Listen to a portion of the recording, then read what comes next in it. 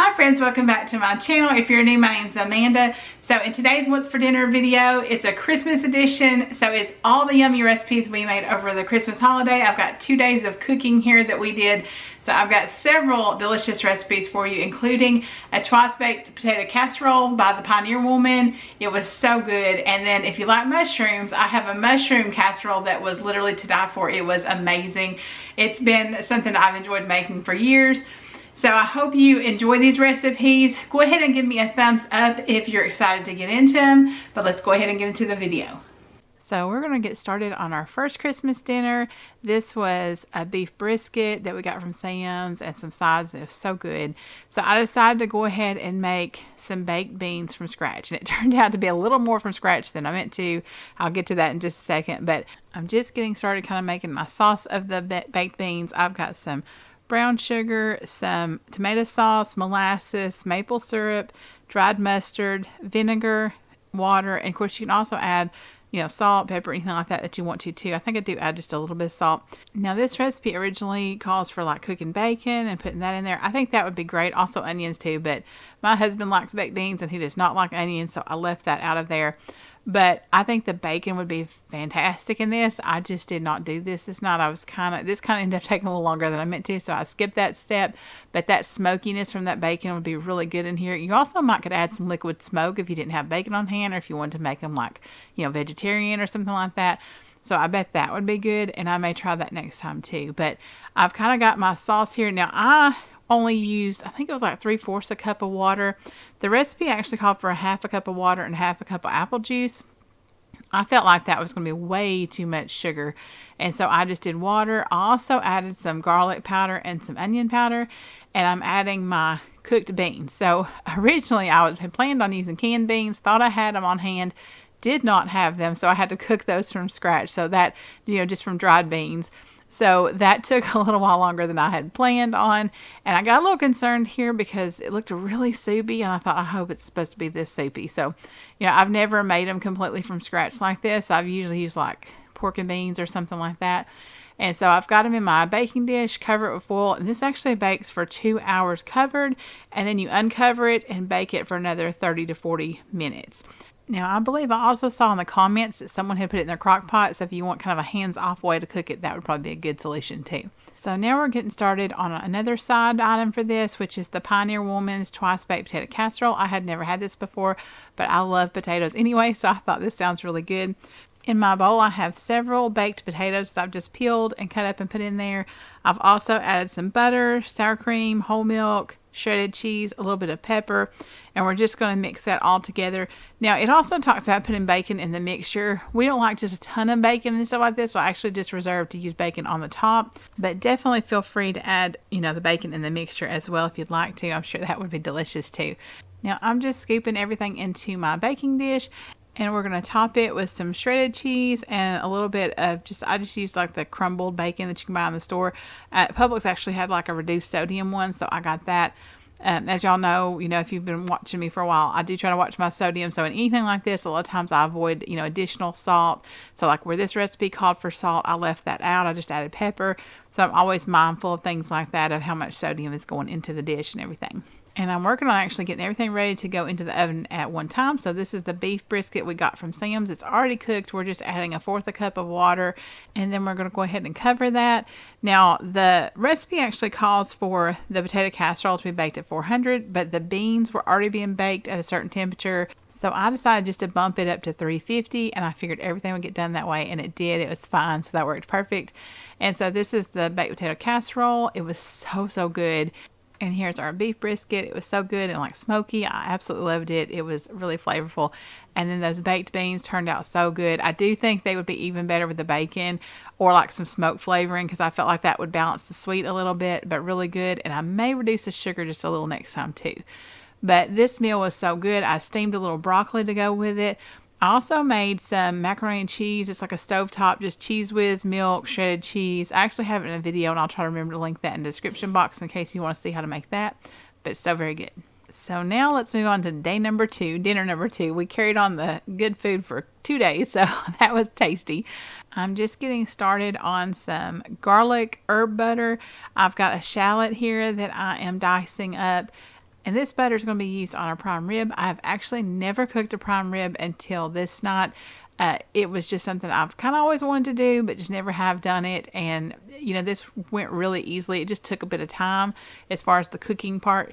But I've got some softened butter in there, some garlic, the shallots we just diced. There's going to be some thyme, some rosemary, some pepper, and also just a little bit of lemon juice. And we're just going to mix that together really well, and that's going to go on top of our prime rib. I also tried to put a little on the bottom, but it didn't really want to stick too well on that part, so I just mainly, because I was trying to cover the whole thing, so I just mainly just stuck to the top once I couldn't really get it to stick to the bottom. So from everything I read, it said that to leave your prime rib out on the counter for a couple of hours to let it kind of come more up to room temperature, especially like when you're doing an herb butter like this, so you can spread it really easily. And so that's what I did. I left it out for a couple of hours, and I made this herb butter right before I was, able to put it in the oven. So the butter was already softened, so it's nice and soft to be able to put on there, and it sticks on there really well. I was really surprised, other than that bottom side. Like I said, I meant to actually cut slits in the fat kind of areas before I put that butter on there.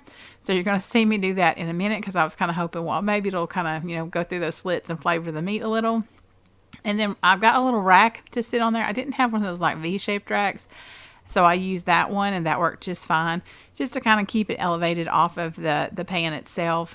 And then we're just going to put this in the oven at 500 degrees for about 15 minutes. And then we're going to lower the heat to 325. And basically, however long you want to cook it, it's going to depending on how done you want it. So I'll link everything below that talks about that, the website I found, and then that way you can kind of decide how long you would need to do it for. Now we're getting started on my favorite side of this meal, which is the mushroom casserole. If you have never had mushroom casserole and you love mushrooms, you are missing out. It is amazing. So I just sliced up all my mushrooms. I've got some butter in my pan, and I'm just going to go ahead and saute those up. You just really want it to get to where it's starting to release its liquids, and that way you can add in the flour. So you're not going to want a full saute that you might serve, with a steak, just plain or something. I did add just a little bit of salt because there was really no other sodium going in this recipe, and some pepper. Also add a little bit of onion powder and garlic powder. I feel like those are just crucial things for almost everything. I put it in a lot of stuff. And then once this, liquid has kind of started to release from these mushrooms, we're going to go ahead and add in our flour, and then stir that together. I actually switch to a whisk. That way I can kind of break up all that flour apart, but you want to cook that for just a couple of minutes to cook that, kind of raw flour taste out of it. And then you're going to add a cup of heavy cream, and it does need to be heavy cream, so this gets nice and thick with everything, and it just has a very rich feel. It goes perfect with steak. And once that's, come together, you've got it all whisked together, it's nice and thickened, it almost looks kind of like a gravy of sorts, you're going to sit that to the side, and we're going to go ahead and get our breadcrumb topping, or in my case, I use seasoned stuffing mix, and it's just the Pepperidge Farm. I've got maybe a couple tablespoons of butter in there, and a little over a half a cup of the stuffing mix, and I'm just going to kind of coat that with the butter. And we're going to go ahead and pour our mushroom mixture into our baking dish, and then top it with the breadcrumb mixture. Now that's going to bake at 375 for about 30 minutes. You just want it to be nice and bubbly and the top to be golden brown. This does not make a lot. My daughter and I are the only two that really eat mushrooms in our house, so it's fine because we have plenty and then we have some left over. But if you're making this for a crowd, you're definitely going to want to double or even triple it. It is so addictive once you try it one time. I'm serious. It is so, so good. I can't even tell you how good it is. It's just amazing. But it goes perfect with things like that. And I'm a huge mushroom fan. So obviously if you don't like mushrooms, you probably won't like this. But I love mushrooms. And look at how nice and toasty that looks. Oh, I wish I had me a bite right now. So now we've let our prime rib rest for 30 minutes, and I'm going to go ahead and, cut the twine off. Mine was already tied and boned and everything from where I got it from Publix. And I got this at a great deal. It was like $6 something a pound or something, which I swear you can't hardly even find steak that cheap now. So this kind of is steak, but in a way, but very different at the same time too. So now I will warn you, mine is probably more what you would call medium well. I do not like meat to be really less done than medium well. It's just one of those things for me, and my whole family is that way.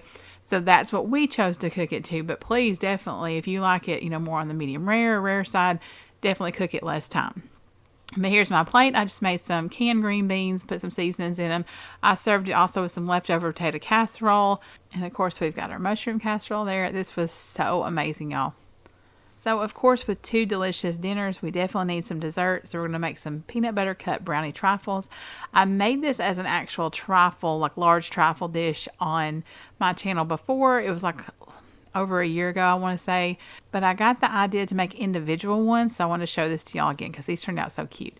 So, in my bowl, I have some peanut butter that I've just warmed in the microwave, some milk, and 2 boxes of the like instant Jell-O chocolate pudding mix.